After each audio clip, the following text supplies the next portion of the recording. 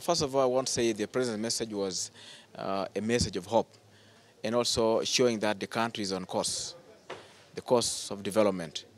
And he has also highlighted the key areas where the country must stay focused for us to become a first world country in 50 years to come. I was waiting for the state of the nation.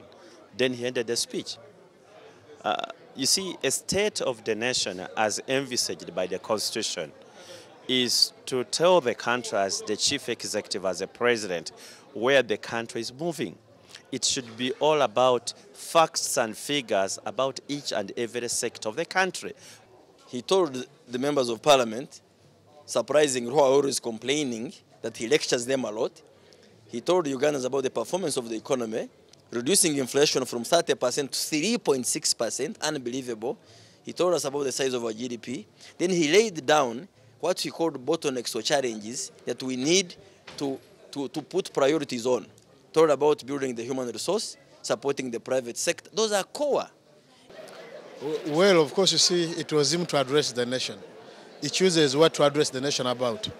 My expectation was, in the previous State of Nation address, there are things actually he did talk about. I expected him today to show us how far he has gone on the previous one and why he did not actually act on the things he promised. I expected him to talk about my districts. He promised my districts last year. They were put even in the budget, and they have not started since now. When it comes to the banks and the loans with huge interest rates, I thought maybe the president would have also focused on some of the local entrepreneurs, because much as we like these foreign investors, we want also to build our capacity. I'm so eager to get the student loan scheme, because many students, especially in my area, they are not going to school because of lack of funds. I know if the government implements that, it will improve the standards of education in the area. I expected him to, one, address the issues he first raised in the opening of his speech, the bottlenecks, and say, as far as the country is concerned, on the issue like this is how we stand, and this is where we want to be in the following year. Nothing of that sort.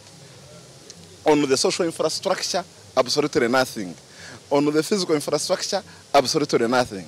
So if a president tells you about the economy, tells you about the importance of agriculture, tells you about the challenges, talks about the need to protect our fish, so what else did they want him to talk? Of course, he did not elaborate. The roads done, he said they are in the budget speech. So it's not about semantics of how long you've talked. It's about what have you talked.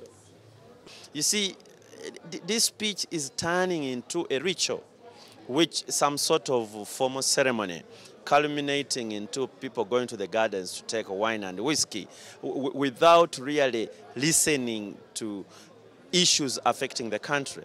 I'm only wondering, an ordinary citizen listening to that speech, where does he think the nation is?